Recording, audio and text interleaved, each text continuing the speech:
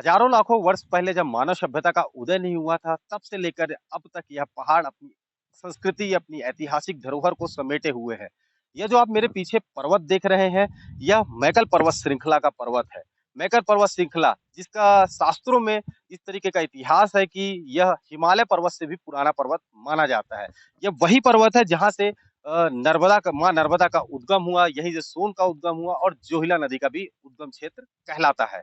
इसके साथ ही जिस तरीके से बात करें कि मैकल पर्वत श्रृंखला का लगातार जिस तरीके से दोहन किया जा रहा है, इन पहाड़ों को उत्खनन किया जा रहा है, यह मूक पर्वत अपनी वेदना किसी को नहीं बता सकते और पर्वतों की वेदना सुनने वाला भी अब कोई नहीं बचा है। मेरे पीछे आप ये जगह देख रहे हैं, यह मैकल पर्वत श्रृंखला की है। आपको दिखाना चाहूंगा यह पर्वत जिस तरीके से यहाँ पर पत्थरों का लगातार उत्खनन किया जा रहा है और जिस तरीके से पर्वतों का दोहन किया जा रहा है, कहीं न कहीं यह पर्वतों को नष्ट करने का जो कुकृत्य किया जा रहा है, इसके लिए शासन और प्रशासनिक अमले के लोग जो बैठे हुए हैं, वह इस पर कभी ध्यान नहीं देते। यह छत्तीसगढ़ और मध्य प्रदेश की सीमा क्षेत्र कहलाती है। सीमा क्षेत्र, ऐसी सीमा क्षेत्र है यह, जहाँ पर छत्तीसगढ़ राज्य के गठन हुए आज लगभग 23 साल बीत चुके हैं, वहीं गौरेला पेंड्रा मरवाही को जिले बने लगभग 3 साल बीत चुके हैं। इन 3 सालों में ना तो जिला प्रशासन इसकी महत्ता को समझने की कोशिश किया, ना ही राज्य सरकार को इसकी जरूरत समझ आई। लगातार यहाँ पर स्टोन माफियाओं के द्वारा लगातार जिस तरीके से अवैध उत्खनन का सिलसिला बदस्तूर चलाया जा रहा है, निश्चित तौर पर यह मूक पर्वत खत्म होने के कगार की स्थिति पर आ चुके हैं, मगर जिम्मेदार इस पर ध्यान नहीं देते। यह पूरा पहाड़ आप देख रहे होंगे मेरे पीछे, जो पहाड़ है पूरा, यह मैकल पर्वत श्रृंखला कहलाता है। इस मैकल पर्वत श्रृंखला का जो शास्त्रों में भी उल्लेख है, यह पर्वत हमें जीवनदायिनी पर्वत है।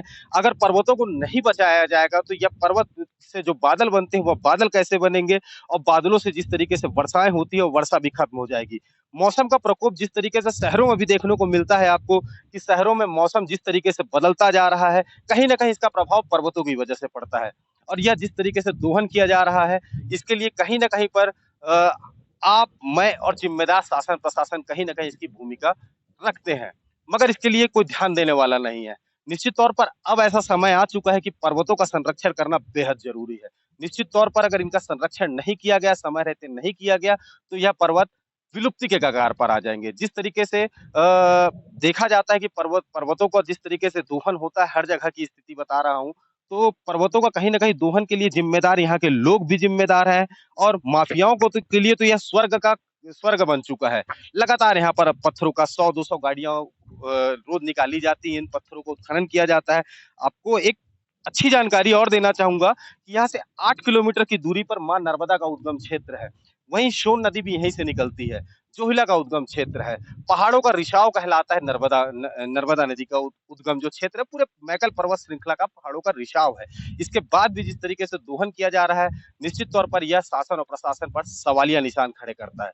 यह अनूपपुर जिले की अगर बात करूं, तो अनूपपुर जिले का जिला जिला प्रशासन इसकी ओर ध्यान नहीं देता। वहीं गौरेला पेंड्रा मरवाही जिला है, 3 साल हो गए जिले गठन को, उसके बाद भी जिला प्रशासन इस ओर ध्यान नहीं दे रहा है। अब देखने वाली बात होगी कि पर्वतों को बचाने के लिए शासन और प्रशासन क्या कार्यवाही करता है, कैसे इन पत्थरों के अवैध उत्खनन को रोकता है।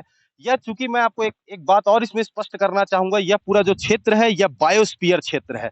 यह बायोस्फीयर क्षेत्र होने की वजह से यहाँ पर पहाड़ों पे जो उत्खनन है वो नियमतः नहीं होना चाहिए, मगर इसके इतर अगर बात करें तो मेरे नीचे भी आप देखेंगे किस तरीके से यहाँ पर, आप कैमरामैन से चाहूंगा एक बार इसको भी दिखाएं, किस तरीके से यहाँ पर बड़े बड़े क्रशर खोल दिए गए हैं। यहाँ पर बड़ी बड़ी मशीनें लगी हुई हैं, यहाँ पर दैत्याकार मशीनें हैं जो पहाड़ों का लगातार उत्खनन कर रही हैं और यह मशीनें लगातार जंगलों पहाड़ों को खत्म करने का प्रयास कर रही हैं, मगर जिम्मेदार इस ओर ध्यान नहीं दे रहे हैं।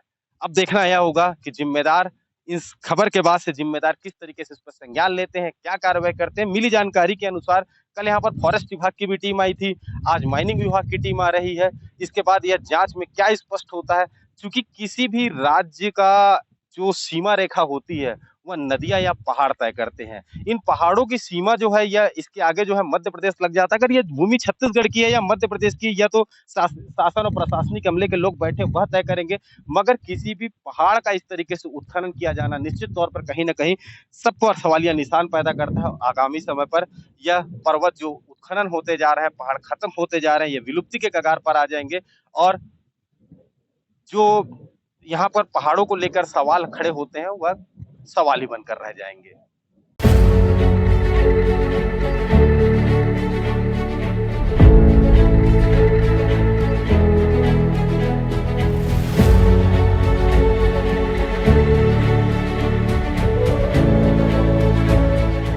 Sushant Gautam, BBC news, Gaurela Pendra, Marwahi.